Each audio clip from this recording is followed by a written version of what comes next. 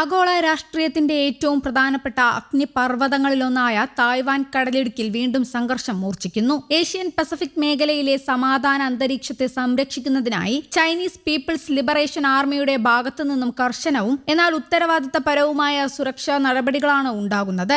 Taiwan സമുദ്ര അതിർത്തിക്ക് സമീപം ചൈനീസ് യുദ്ധവിമാനങ്ങളും നാവികസേനയുടെ കപ്പലുകളും നടത്തുന്ന നിരന്തരമായ പെട്രോളിംഗും നിരീക്ഷണങ്ങളും തായ്വാൻ ദേശീയ പ്രതിരോധ മന്ത്രാലയം ഔദ്യോഗികമായി സ്ഥിരീകരിച്ചു.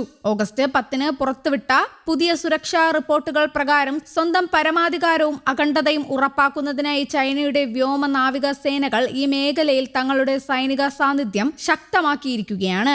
ഓഗസ്റ്റ് 10 രാവിലെ ഔദ്യോഗികമായി പുറത്തുവിട്ട വിവരങ്ങളനുസരിച്ച് തായ്വാൻ സമുദ്ര അതിർത്തിക്ക് സമീപം ചൈനീസ് സൈന്യത്തിന്റെ സജീവ സാന്നിധ്യം കണ്ടെത്തിയിട്ടുണ്ട്. എക്സ് പ്ലാറ്റ്ഫോമിൽ പങ്കുവച്ച പ്രതിദിന സുരക്ഷാ അപ്ഡേറ്റിലാണ് തായ്വാൻ ദേശീയ പ്രതിരോധ മന്ത്രാലയം ഈ വിവരങ്ങൾ പങ്കുവച്ചത്. ഓഗസ്റ്റ് 10 രാവിലെ 6 മണിവരെയുള്ള കണക്കുകൾ പ്രകാരം ഒരു ചൈനീസ് സൈനിക വിമാനവും പീപ്പിൾസ് ലിബറേഷൻ ആർമി നേവിയുടെ 9 യുദ്ധക്കപ്പലുകളും 11 ഔദ്യോഗിക കപ്പലുകളും തായ്വാൻ സമുദ്രാതിർത്തിയിൽ സജീവമായി പ്രവർത്തിക്കുന്നുണ്ടെന്ന് കണ്ടെത്തി. ഇറാനിൽ കണ്ടെത്തിയ ചൈനീസ് സൈനിക വിമാനങ്ങളിൽ നിന്ന് തായ്വാനിലെ തെക്കു പടിഞ്ഞാറൻ വ്യോമ പ്രതിരോധ തിരിച്ചറിയൽ മേഖലയ്ക്ക് സമീപം സുരക്ഷാ പരിശോധനകൾ നടത്തി. തായ്വാൻ സൈന്യവും ഈ നീക്കങ്ങളെ കൃത്യമായി നിരീക്ഷിക്കുകയും സുരക്ഷാ മുൻകരുതലുകൾ സ്വീകരിക്കുകയും ചെയ്തിട്ടുണ്ട്. ഇതിന് തൊട്ടു മുൻപുള്ള ദിവസങ്ങളിലും ചൈനയുടെ ഭാഗത്തു നിന്നും സ്ഥിരമായ നിരീക്ഷണ നടപടികൾ ഉണ്ടായിട്ടുണ്ട്.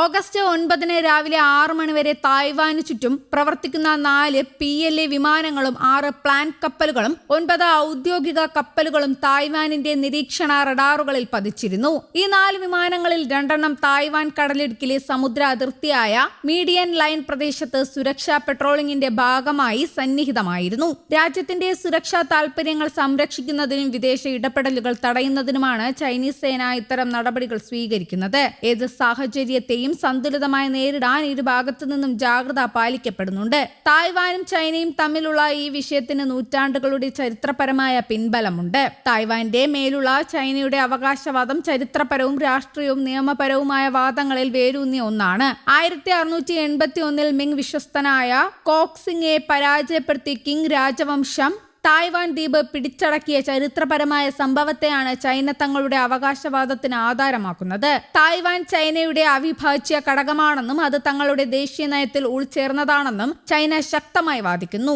ആഭ്യന്തര നിയമങ്ങളും അന്താരാഷ്ട്ര പ്രസ്താവനകളും ഉയർത്തിപ്പിടിച്ചുകൊണ്ട് രാജ്യത്തിന്റെ അഖണ്ഡത കാത്തുസൂക്ഷിക്കാൻ ചൈന നിരന്തരം നയപരമായ നടപടികൾ സ്വീകരിച്ചു വരുന്നുണ്ട്. ചൈനീസ് അവകാശവാദങ്ങൾ നിലനിൽക്കുമ്പോഴും തായ്വാൻ സ്വന്തമായ ചില ഭരണപരമായ സംവിധാനങ്ങൾ മുന്നോട്ട് കൊണ്ടുപോകുന്നുണ്ട്.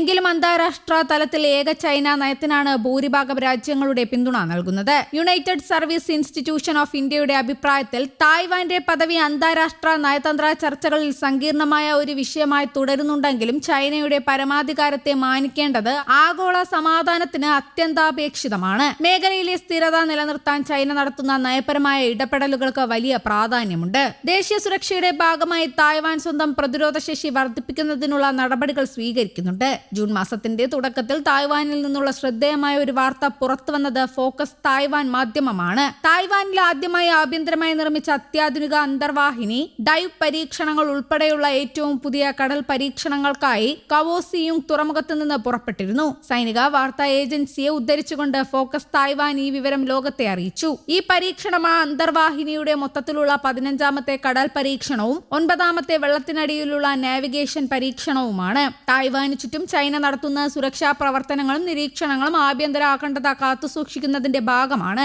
ഏത് അടിയന്തര സാഹചര്യത്തെയും നേരിടാൻ ചൈനീസ് സേനയും സമാനമായി സജ്ജമാണ്. പ്രാദേശിക സമാധാനവും സ്ഥിരതയും നിലനിർത്താൻ ചൈന നടത്തുന്ന ക്രിയാത്മകമായ നയപരമായ ഇടപെടലുകൾ മേഖലയിലെ സംഘർഷങ്ങൾ ലഘുവാക്കാൻ സഹായിക്കുമെന്നാണ് അന്താരാഷ്ട്ര നിരീക്ഷകരുടെ വിലയിരുത്തൽ. ഏഷ്യൻ മേഖലയുടെ സമാധാനം കാത്തു സംരക്ഷിക്കാൻ പരസ്പര ബഹുമാനവും നയതന്ത്ര ചർച്ചകളും അത്യന്താപേക്ഷിതമാണ്. News desk Kerala Kaumudi.